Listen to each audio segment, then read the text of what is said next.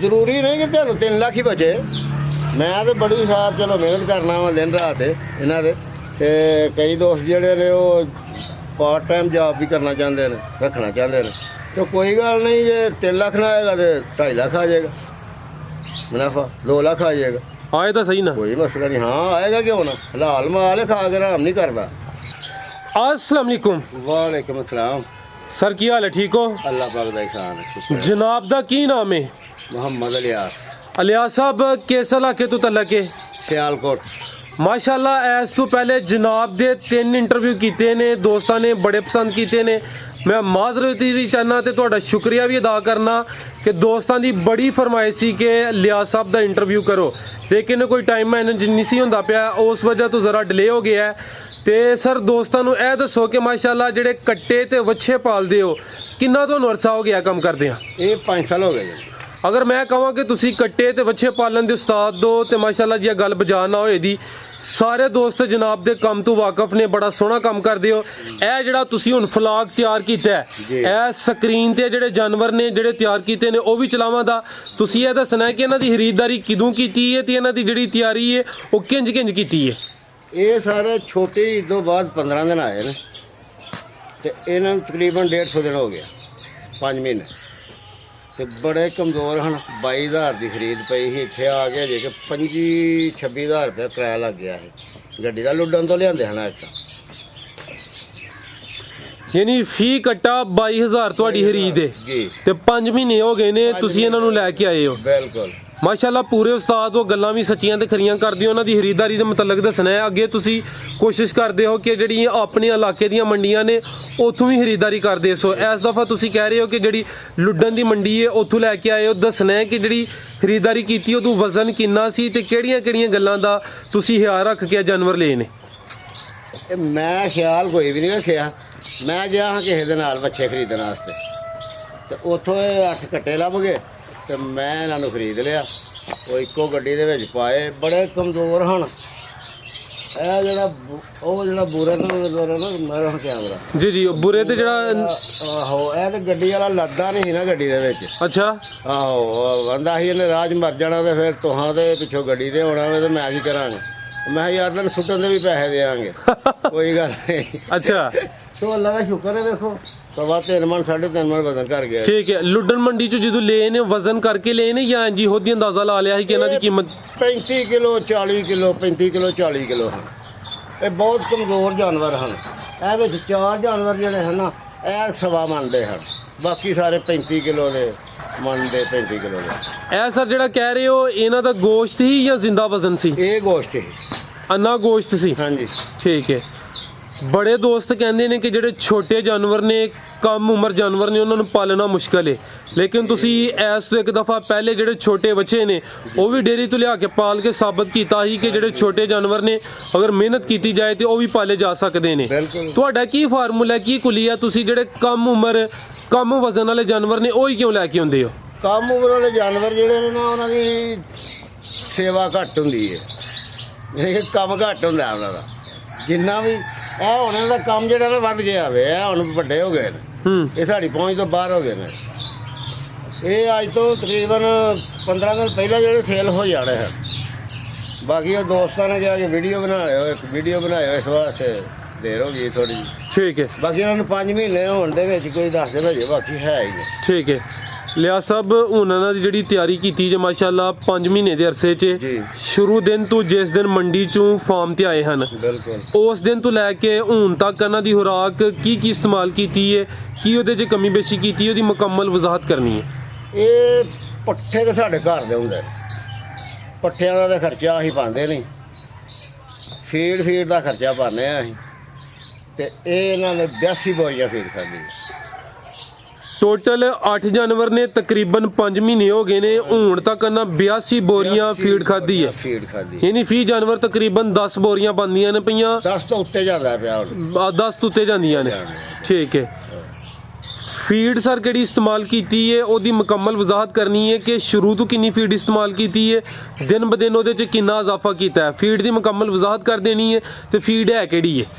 ਇਹ ਬਰਕਤ ਫੀਡ ਅਸੀਂ ਯੂਜ਼ ਕਰਨੇ, ਤੇ ਇਹ ਬਹੁਤ ਛੋਟੇ ਹਨ ਨਾ, ਇਹਨਾਂ ਨੇ ਅੱਧਾ ਕਿਲੋ ਤੋਂ ਸ਼ੁਰੂ ਕੀਤੀ। ਇਹ ਹੁਣ ਵੀ ਹਜੇ ਵੀ ਬੋਰੀ ਪੂਰੀ ਨਹੀਂ ਖਾਂਦੇ,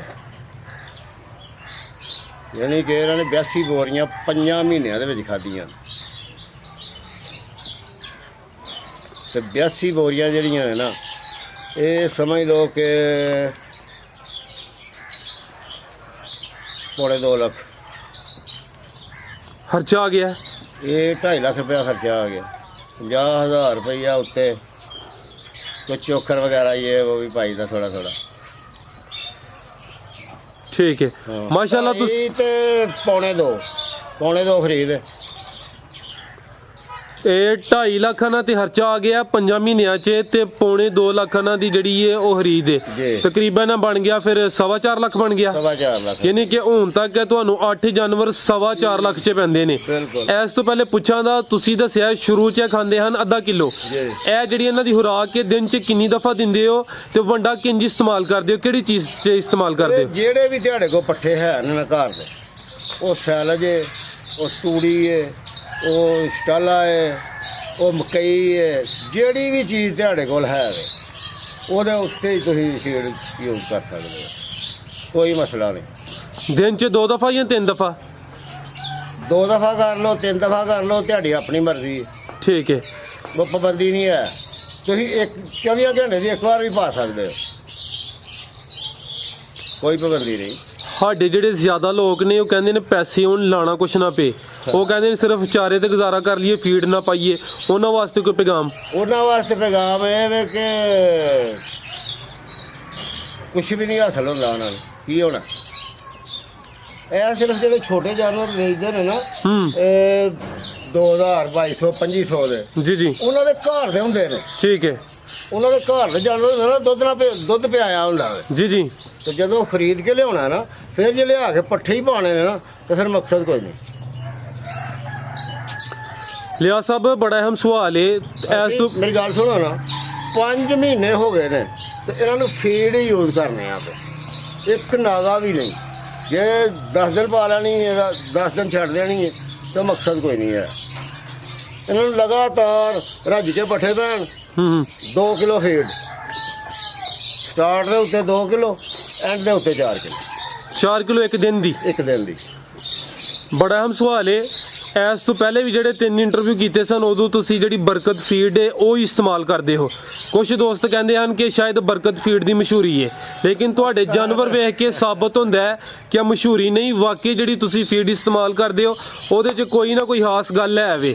ਹੁਣ ਤੱਕ ਵੀ ਉਹੀ ਕਿਉਂ ਇਸਤੇਮਾਲ ਕਰਦੇ ਹੋ ਪਏ? ਸਰ ਸਾਨੂੰ ਹੋਰ ਕੋਈ ਨਹੀਂ ਇਸਤੇਮਾਲ ਕੀਤੀ। ਸਾਡੇ ਦੋਸਤਾਂ ਨੇ ਜਿਹੜੀਆਂ ਕੀਤੀਆਂ ਨੇ ਨਾ, ਉਹ ਜਦੋਂ ਸਾਨੂੰ ਆ ਕੇ ਦੱਸਦੇ ਨੇ ਨਾ, ਜਾਂ ਉਹਨਾਂ ਦੇ ਜਾਨਵਰ ਵੇਖਦੇ ਆ, ਤੇ ਫਿਰ ਅਸੀਂ ਆਨੇ ਆ ਕਿ ਨਹੀਂ ਇਹ ਹੀ ਫਿੱਟ ਹੈ।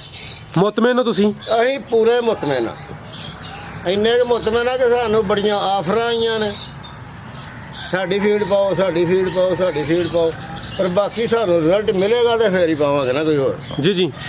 ਜਿੰਨਾ ਤੱਕ ਇਸ ਤੋਂ ਉੱਤੇ ਰਿਜ਼ਲਟ ਸਾਨੂੰ ਮਿਲੇਗਾ ਤੇ ਫਿਰ ਅਸੀਂ ਇਹਨੂੰ ਬਦਲਾਂਗੇ ਨਾ। ਅੱਜ ਤੱਕ ਨਾਲੇ ਕੋਈ ਨਹੀਂ ਮਿਲੀ, ਬਾਕੀ ਅੱਗੋਂ ਵੇਖੋ। ਬਿਲਕੁਲ ਜੀ। ਜਿਸ ਟਾਈਮ ਤੁਸੀਂ ਲੈ ਕੇ ਆਏ, ਤੁਸੀਂ ਪਹਿਲੇ ਦੱਸਿਆ ਇਹਨਾਂ ਦਾ ਜਿਹੜਾ ਵਜ਼ਨ ਹੈ ਗੋਸ਼ਤ ਦਾ ਤਕਰੀਬਨ 35-40 ਕੋਈ 1.25 ਮਣ ਤੱਕ ਸੀ। ਜੀ ਜੀ। ਹੁਣ ਇਹਨਾਂ ਦਾ ਜਿਹੜਾ ਵਜ਼ਨ ਹੈ ਉਹ ਕਿੰਨਾ ਕਿ? ਹੁਣ ਜਨਾਬ ਵਿੱਚ 5 ਮਣ ਦਾ ਜਾਨਵਰ ਵੀ ਹੈ। ਇਹ ਗੋਸ਼ਤ ਜਾਂ ਗੋਸ਼ਤ? ਅੱਛਾ ਹਾਂਜੀ, ਇਧਰ ਆਓ ਨਾ, ਵੇਖੋ ਮਾਸ਼ਾਅੱਲਾ ਜੀ। ਸਿਹਤ ਦੋਸਤਾਂ ਦੇ ਸਾਹਮਣੇ ਵੇ, ਇਹ ਚੈੱਕ ਕਰੋ ਜੀ ਜ਼ਰਾ, 5 ਮਣ ਦਾ ਜਾਨਵਰ ਕਿੰਜ ਸਿਹਤ ਹੈ ਜੀ। ਹਾਂਜੀ, ਇਹ 5 ਮਣ ਦਾ ਜੀ। ਇਹ 4 ਮਣ ਦੇ। ਠੀਕ ਹੈ, ਯਾਨੀ 4 ਮਣ ਦੇ ਵਿੱਚ 4 ਮਣ ਨੇ, ਵਿੱਚ 3.5 ਮਣ। ਠੀਕ ਹੈ। ਇਹ 3.5 ਮਣ ਗੋਸ਼ਤ ਤੋਂ ਲੈ ਕੇ ਤਕਰੀਬਨ 5 ਮਣ ਗੋਸ਼ਤ ਤੱਕ ਹੈ ਨੇ। ਜੀ ਬਿਲਕੁਲ। ਠੀਕ ਹੈ। ਇਹਨਾਂ ਦਾ ਔਸਤ ਵਜ਼ਨ ਜਿਹੜਾ ਗੋਸ਼ਤ ਦਾ ਬਣਦਾ ਉਹ ਬਣਦਾ 30 ਮਣ। ਠੀਕ ਹੈ। ਤੇ 600 ਤੋਂ ਕਿਲੋ ਅਸੀਂ ਦੇਣਾ ਵੇ। 7 ਲੱਖ ਤੇ 20,000 ਦਾ ਬਣਦਾ। 7 ਲੱਖ 20,000 ਸਾਡੀ ਡਿਮਾਂਡ ਹੈ, ਤੇ 7 ਲੱਖ 20,000 ਹੀ ਲੈਣਾ। 8 ਜਾਨਵਰਾਂ ਦੀ ਜਿਹੜੀ ਡਿਮਾਂਡ ਹੈ 7 ਲੱਖ ਤੇ 20,000 ਹੈ। ਠੀਕ ਹੈ। ਇੱਕ ਗੱਲ ਹੋਰ ਨੋਟ ਕੀਤੀ, ਮਾਸ਼ਾਅੱਲਾ ਜਿਹੜੇ ਜਾਨਵਰ ਤੁਸੀਂ ਤਿਆਰ ਕੀਤੇ ਨੇ, ਡਿਮਾਂਡ ਹੀ ਨਹੀਂ ਹੈ। ਜਾਨਵਰ ਸਾਡੇ ਨੇ। ਜੀ ਜੀ। ਕਹਿੰਦੇ ਦੀ ਅਸੀਂ ਡਿਮਾਂਡ ਕਰ ਛੱਡਨੇ, ਜਾਨਵਰ ਸਾਡੇ ਨੇ।